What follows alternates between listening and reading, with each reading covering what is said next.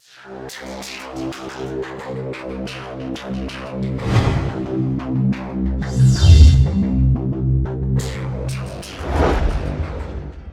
2024년 8월 23일 이정훈입니다. 국힘당이 참 맹추 같은 정당이죠. 굉장히 약하지 않습니까? 그 국힘당이 왜 맹추 같은 정당인지를 하나하나 분석을 해드리겠습니다. 제가 이 책을 여러 번 자랑스럽게 얘기했습니다. 탄핵 비판. 박근혜 정부가 탄핵되고 나서 문재인 정부가 출범하면서 2017년 9월달일 겁니다. 고리 1호기 영구정지 폐로식을 했습니다. 그때 문재인 대통령이 탄핵 정책을 발표하죠. 그때 거짓말을 했죠. 후쿠시마에서 몇천 명이 죽었다. 새빨간 거짓말을 했습니다. 그래서 제가 그때 일본에 있는 한 기자가 저한테 연락을 줘서 이럴 수는 없지 않느냐라고 해서 전후 과정을 취재해 보니까 일본 동경신문이 후쿠시마 사고가 난 이후에 그 주변에 살던 사람들이 소개됐잖아요. 그래서 더 안전한 지역으로 옮겨서 살게 했는데 살다가 돌아가신 사람들. 그게 2011년 사고니까 2017년이면 벌써 세월이 많이 지났고 또 대부분이 노인들이라서 그런 분들이 돌아가신 숫자를 밝힌 건데 그걸 후쿠시마 원전 사고에 의한 사망자로 문재인 대통령이 새빨간 거짓말을 했습니다. 그 거짓말을 하게 된 거는 당시 사회수석이었던 김수현 씨가 환경 보좌해주는 비서관들을 하고 만든 연설문이 엉터리였기 때문이에요. 제가 김수현 씨하고 통화하면서 캐물으니까 동경신문 기사를 인용했는데 틀렸다. 시인을 했었습니다. 그걸 제가 주간동화에 썼었는데 쓰고 나서 청와대 동아일보 출입기자를 비롯한 각 신문사 기자들한테 다 줬는데 하나도 안 써요. 하나도 안 써요. 왜? 원자력을 옹호하는 발언을 하게 되면 손해가 볼까 봐. 전 그렇게 봤습니다. 저도 그거 알아요. 근데 저도 팩트는 팩트고 저는 원전이 그렇게 두려워하지 않고 오히려 좋아하는 사람이라서 자신 있게 썼는데 대부분의 기자들은 그때 김수현 씨가 그렇게 장난을 쳤다, 오보를 만들었다고 하게 되면 사퇴하라고 해야 되는데 어떠한 언론도 쓰지 않았습니다. 그리고 그 사건을 계기로 제가 이 책을 만들겠다고 마음먹고 여러분들한테 글을 추적다가 올 때 청탁하고 받아가지고 사실은 이 책을 신동아 브로그로 내려고 그랬는데 처음엔 좋다고 하다가 나중엔 겁이 나니까 다들 나중에 검토하자고 다 꼬리 빼고 도망치더라고요. 동아일보 간부들도 그랬어요. 그래서 할 수 없이 그냥 단행본으로 내자 해서 이 책을 혼자 꾸룩꾸룩 냈습니다. 이 책을 내고 난 다음에 그때 문재인 정권 서술이 10%를 뗍니다. 탄핵 정책에 반대를 해줘야 대한민국 원전이 돌아가는데 지금 돌아가서 이번에 체코 수출하고 하지 않습니까? 야, 그때 자유한국당인가? 국회의원들 만나갖고 이거 설명하면요. 다 고개 돌렸습니다. 저 기자하면서 제가 뭔가 보고 설명한 거 저기 국회의원들한테 한 적이 많은데 다 고개 돌리고 외면하고 지금은요. 자유한국당의 후신인 국민의힘에서는 친핵 정책 한다 그러고 국회의원들은 탈핵이란 얘기 꺼내면 아주 나쁜 사람으로 봅니다. 근데 2017년, 2018년 계속 그랬습니다. 참 치사한 자유한국당 국회의원이었고, 네. 그때 정권은 문재인이었으니까 뭐 그렇다고 칩시다. 산업자원부에 있는 공무원들 만나도 옛날에는 원자력 하자는 사람들이 다 자기 살라고 고개 숙이고 외면하고. 근데 이번에 이종찬 씨가 이끄는 광복회가 광복절을 파탄을 냈습니다. 그리고 용산에 밀정이 있다 그랬어요. 밀정이란 말은 간첩이란 얘기인데 용산이 어디예요? 대통령실이 있는 거죠. 용산에 밀정이라 그러면 윤석열 대통령이 밀정이란 얘기예요. 일제의 앞잡이란 얘기인데 그런 얘기를 이종찬 씨가 하고 정부가 주도하는 공식 광복절 행사에 참석하지 않고 백번 기념관에서 따로 야당과 기념식을 가졌습니다. 이에 대해서 많은 사람들이 비판을 했는데 정작 국민의힘에서는 비판이 안 나왔다는 걸. 한번 찾아보십시오. 한동훈 국힘당 대표가 이종찬 씨의 행동에 대해서 그리고 김영석 씨를 독립기념관장에 임명한 거에 대해서 야당이 비판하고 어쩌고 저쩌고 했는데 거기에 대해서 가타부타 한동훈 위원장이 얘기한 게 있는지. 국힘당에서는요. 거기 뭐 대변인들이 많아요. 무슨 대변인. 근데 이 사건이 한참 지나가고 난 다음인 8월 17일 박준태 원내 대변인이 이종찬 회장이 일제일 밀정이라는 철진한 용어로 반일 감정을 조성하고 반역자란 비이성적 용어로 이념 갈등을 부채질했다. 국민통합과 국가 번영이 원로의 소임인데 이걸 다 하지 못했다고 비로소 비판했습니다. 굉장히 힘이 없는 비판이죠. 그 광복절 아침 우리 사회가 노출한 분열과 대립은 부끄러운 사상이었다. 그 중심에 이종찬 회장이 서 있으면 유감이 아닐 수 없다. 보고 싶은 것만 보고 듣고 싶은 것만 듣는 확증 편향으로 실체 없는 유령과 싸우는 딱한 모습이다. 어쩌고저쩌고 하면서 우당 선생이 혀를 찰 일이다 하고 뭐 이 정도로 비판하고 지나갔어요. 이게 뭔가 하면은 2017년, 18년, 19년 제가 탈핵은 안 된다라고 핏대 올리고 있을 때 자유한국당 국회의원들이 외면한 거랑 똑같아요. 지금 이 논쟁은 대한민국은 1919년 4월달 상해 임시정부를 세웠을 때 건국한 것이냐, 1948년 8월 15일 정부를 세웠을 때 건국한 것이냐 그 싸움입니다.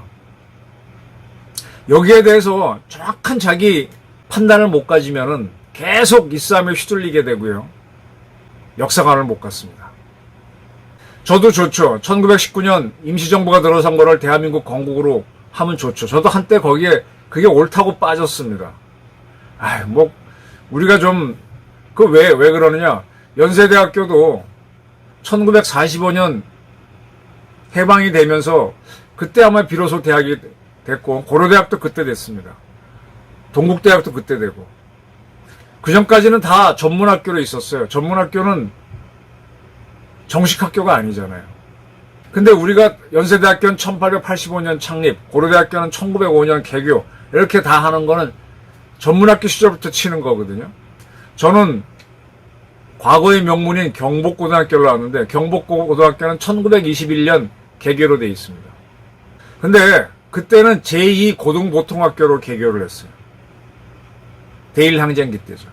일본인들이 그때 우리하고 일본에서 만난 학제는요, 소학교가 있고 정식 학교가, 중학교가 있습니다. 중학교가 지금의 중고등학교 과정이었어요. 5년제, 6년제 왔다 갔다 했고, 그 다음에 대학교 있었어요.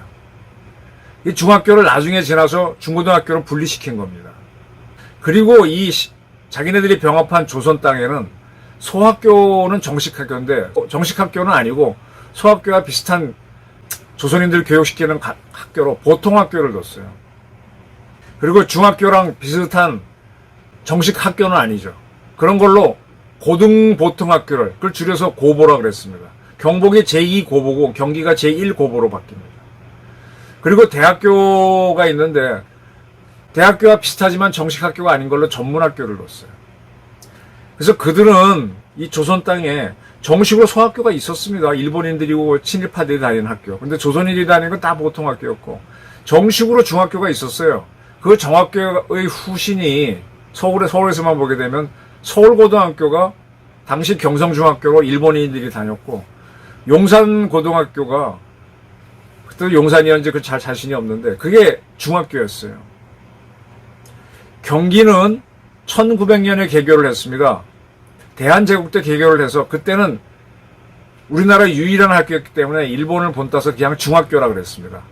그러다가 평양에 두 번째 중학교를 만들면서 서울에 있던 중학교를 한성중학교, 평양에 새로 만든 거를 평양중학교, 그 다음에 대구에 만듭니다. 대구중학교를 그때는 대구중학교라고 그랬죠. 그래서 1중, 2중, 3중으로 불렀어요.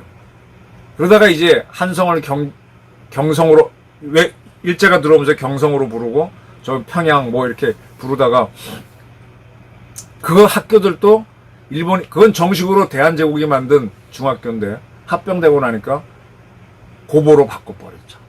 네. 그런데 지금 와서 경복이나 경기가 역사를 칠 때는 경기는 1900년 개교, 경복은 1921년 개교, 고보 때부터 다 칩니다.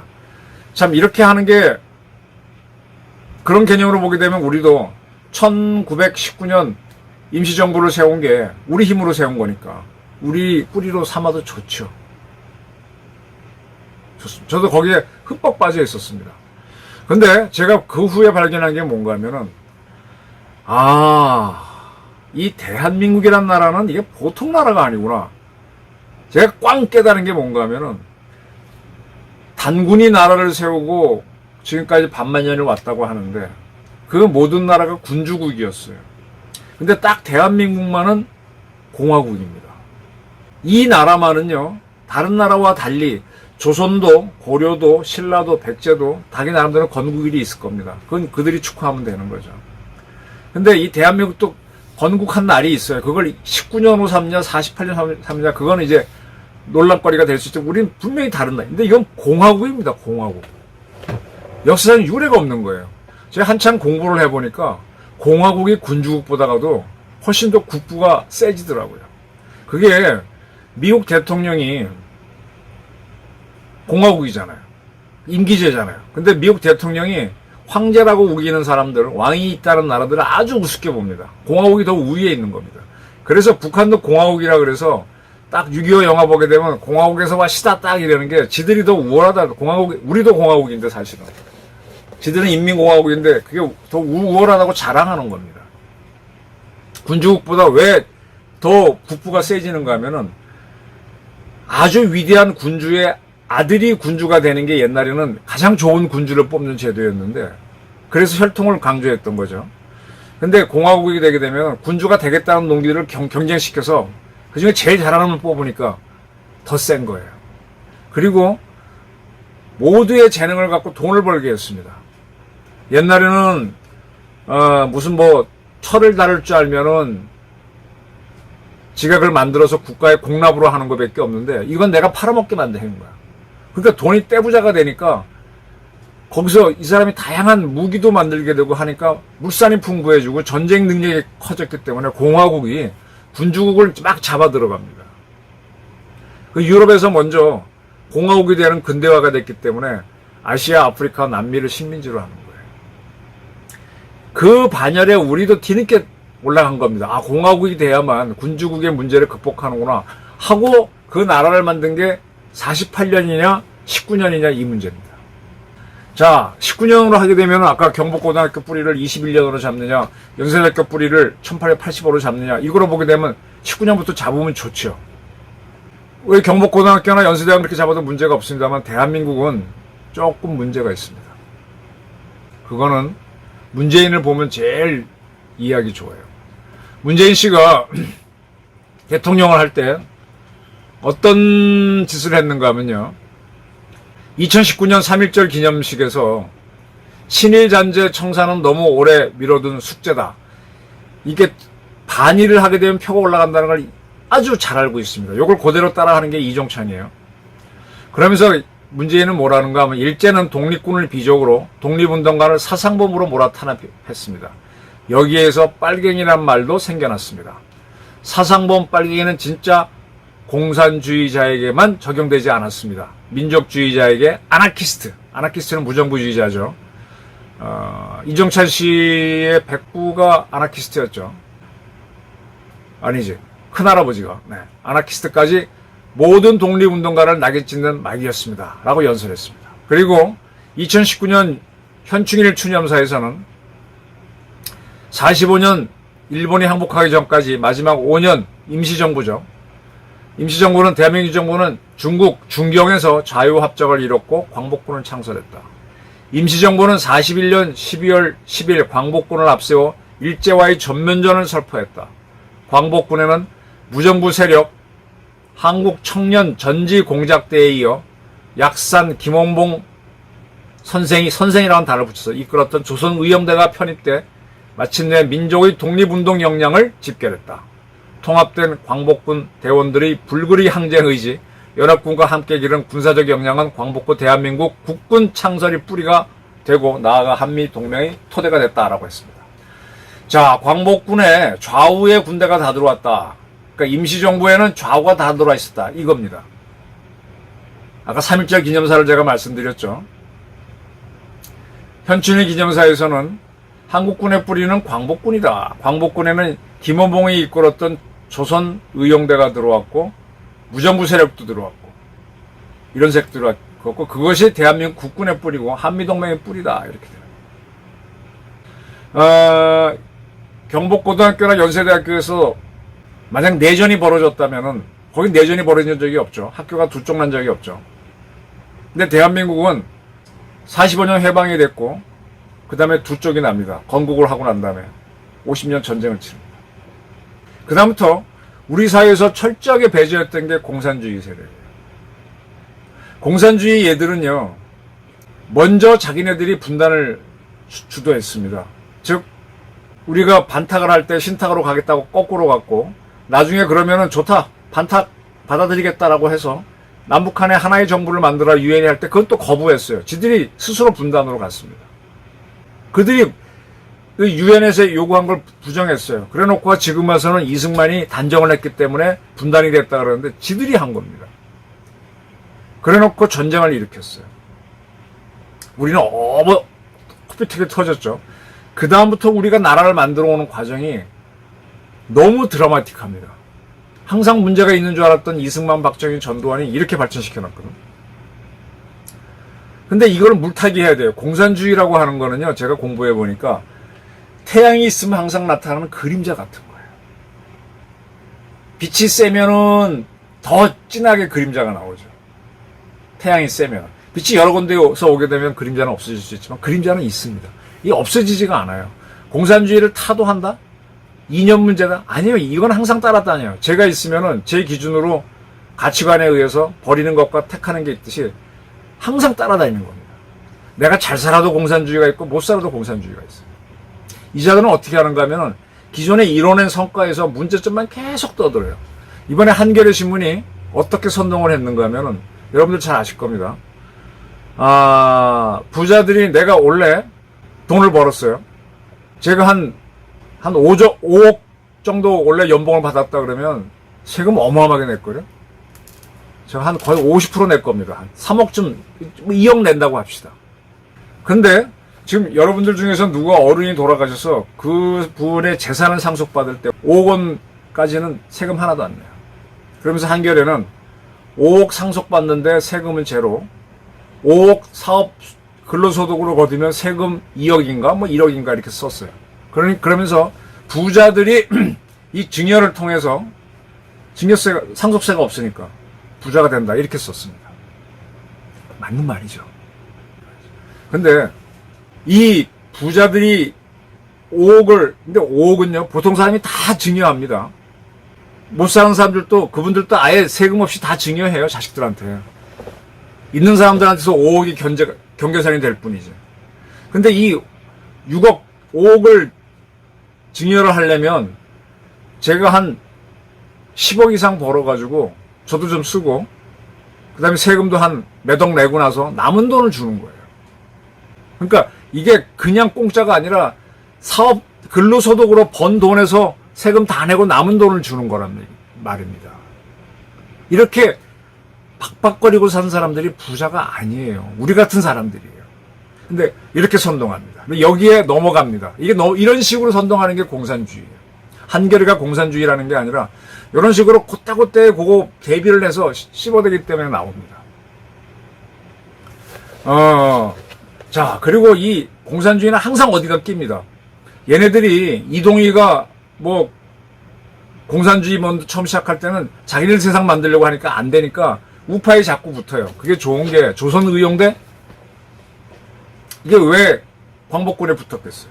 지들이 안 되니까 붙는 거지. 그 전까지는 지들 세상 만들려고 하다가 안 되니까 이렇게 붙여서 광복군을 좌우합작으로 만드는 겁니다. 그리고 임정도 좌우합작으로 만들어가지고 이것도 저것도 아닌 걸. 근데 임정이 해방됐을 때 들어와가지고 자기 마음대로 안 되잖아요. 그때 한민당 계열의 장덕수, 송진우가 암살됩니다. 누가 두 사람을 암살했습니다. 그리고 인민공화국의 여운형이 암살됩니다. 누가 암살했습니까? 최근에 테러리스트 김구라는 책이 나왔는데 한번 관심 있으면 보시기 바랍니다. 임정이라고 하는 세력에는 우파도 있고 좌파도 있고 이게 뒤죽박죽이었어요. 그런데 그 체제로 대한민국이 그대로 갔으면은 우리는 실패할 가능성이 매우 높고 또 김구 스스로가 남북연색회에 갔다 오면서 완전히 짜장파를 만들어 버렸죠. 처음에는 방공인처럼 가다가 또 좌우합작으로 가고. 그런데 48년부터 생겨난 이 대한민국 정부는 확실하게 방공을 하면서 임시정부도 공화국이고 이것도 공화국이지만 성격이 전혀 다릅니다. 저거랑 완전히 단절하고 갔어요.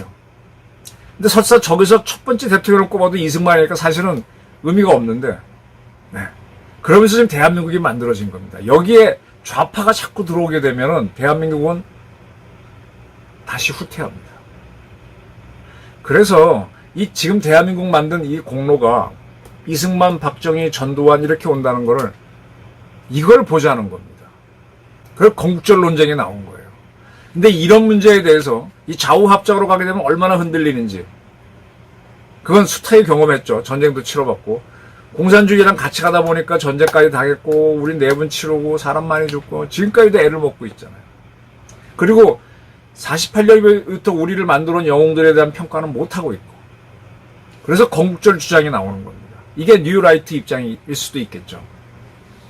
자, 이런 얘기가 나오게 됐을 때 저 같은 경우는 대한민국이 이게 보통 나라가 아니구나. 48년 해갖고 단기간에 이렇게 G7 수준으로 올라간 나라가 없잖아요. 진짜 원자폭탄 빼고 다 있잖아요, 지금. 근데 이게 뿌리도 없는, 자기 생일도 없는 나라야. 그리고 맞지도 않는 저 임시정부로 할 수도 없고. 우리 스스로가 생일을 정하지도 않았어. 이걸 정하자는 게 건국절 주장이었습니다. 이 문제에 대해서 이종찬 씨는 어쩌고저쩌고 반대하는 거지. 광복군이 뭐 대단했다. 뭐 임정이 대단했다. 한번 테러리스트 김구란 책을 보십시오. 깜짝 놀라실 겁니다. 제가 이 탈핵 비판 책을 꺼냈을 때 자유한국당 국회의원들이 동조 안 하고 나중에 이게 유리하니까 막 동조해서 지들이 탈핵 운동 앞서선 것처럼 다 떠들었죠. 제가 이 책 내고 나서 앞장 그 후에 나섰던 사람들은 서울대학교를 필두로 한 원자력과 교수들이었어요. 한수원 사람들, 한전 사람들 다 그들은 끝까지 비겁했고, 내가 정재원 한수원 사장하고 전화로 싸우고 뭐 그 양반도 지금도 자기도 대단히 뭐 한 게 있다 그러는데 뭐 한 건 있겠지. 근데 별로 믿업지가 않아요. 이 건국절 문제에 대해서 딱 자신 있게 얘기 못하는 게 국힘당 의원입니다. 한동훈입니다. 저는 비난을 하지 않겠어요. 한동훈 씨는 이 문제에서 공부한 적이 없으니까 가만히 있어요. 하다못해 윤석열 대통령조차도 당신을 이종찬 씨가 밀정이라고 하는데도 건국절 제정 안 하겠다 하는 식으로 피해갔습니다. 이거는 이 정부를 이끌고 있는 여당 의원들이 표 떨어질까봐 못하는 걸 수도 있고 역사에 대한 확실한 자기 인식이 없어서 그런 거예요. 그러니까 이종찬 씨가 대통령을 일제히 밀정인 것처럼 표현해도 반박을 못하는 거야. 그게 지나고 난 17일에서야 원내 대변인이 나와서 겨우 한마디 하는 거예요. 이게 저는 제가 탈핵 비판 책을 낼 때 문재인의 탈핵에 꼼짝도 못하고 있던 자유한국당처럼 이종찬의 목리에 꼼짝 못하는 국힘당이 대비된다는 겁니다. 이제 그 시절에 자유한국당이 얼마나 애를 먹었으면 국민의힘으로 또 당명을 바꾸고 또 그리고 총선에 패하고 쩔쩔맸죠. 아직은 지금 우리 사회가 해야 될 게 건국절 제정 문제고요. 그 다음에 핵무장에 대해서 확실한 뭔가가 있어야 돼요. 이거를 못하고 가면은 그거는 보수적인 국회의원이 아닙니다. 이번에 조경태라고 하는 국회의원 선수가 꽤 높죠. 그다음에 아주 젊은 김용태라고 하는 젊은 국회의원은 김영석 독립기념관장 임명에 반대한다 그랬습니다. 꼭 안철수처럼 놀았어요. 그게 그들은 똑똑하다고 생각하고 하는 건데 잘 보셔야 됩니다. 저는 그들이 역사인식이 짧다고 봅니다. 공화국의 문제라든지 대한민국의 이 가치를 모르고 거기에 편승해서 움직이는 국회의원을 뿐이다. 여당일 뿐이다. 한동훈 씨는 그런 유에서 빨리 벗어나서 건국절이 필요하구나. 그 다음에 이승만 대통령 동상이 광화문에 있어야 되는구나. 박정희 대통령 동상이 있어야 되는구나. 그래서 우리 대한민국을 축하하는 그런 대한민국의 나라가 돼야지. 거기에 왜 세종, 이순신 이런 사람만 있습니까? 대한민국 화폐에 왜 이황, 이도는 세종대왕의 이름입니다. 이도 이런 사람만 있나요? 대한민국 화폐인데 대한민국을 그래야 우리가 배울 게 있죠. 좌파 우파가 다 들어오면은 우리는 다시 전쟁 상태로 가는 겁니다. 그래서 우리가 임정이 주권도 없었고 영토도 없었고 국민도 없었습니다. 그래서 그것뿐만 아니라 그게 좌우파가 섞여가지고 우리 정통성이 헷갈린다 이거야. 그런 류의 임정은 이거 말고도 한성 임시정부도 있었고 많았어요. 대한민국 이름을 가졌던 게 상해 임정이라서 그나마 따라가 줄 뿐이지. 이종찬 씨가 민정당 대표로서 지금 5호 헌법 만들 때 처음으로 상해 임정에 법통을 이었다는 표현이 들어갑니다. 그 전까지 대한민국에서는요, 상해 임정이 이었다는 거 없었습니다. 거기에 다 속아 넘어가서 지금 국힘당 의원들은 이 문제에서 말을 못하는 거예요. 그러니까 이자들은요, 탈핵 문제 때처럼 쌈질을 할 줄 모르는 거예요. 국회의원들 제법 압니다. 술도 먹고 해보고 뭐라 그러면 딱 똑똑하니까 아 그게 아니고 뭐 이 선배 그게 아니고 이 기자 그러는데 들어보면은 더 멍충한 소리 하고 있어. 머리 막 써갖고 되지도 않는 방법. 그냥 간단하게 뻥 치면 되는데. 제가 그랬잖아요. 동아일보에 난다긴다고 하는 사람들이 있는데 이 책 내자 그럴 때 부록으로 막 갖가지 이유 대고 못 냈잖아요. 근데 제가 이 책 내고 제가 어디 뭐 감옥을 갔습니까? 소송 한 번 당한 거 외에는 뭐 있어. 소송도 이겼고. 용기가 없는 거죠. 머리 좋을수록 자꾸 복잡하게 생각하는데 건국절 문제에서 혹시 자기한테 뭐 튈까봐 꼼짝도 못하는 국힘당 의원을 저는 강력히 비판합니다. 한동훈 당대표도 이 건국절 문제에 대해서 깊이 공부하고 자기 주관을 가져주길 요망하는 바입니다. 감사합니다.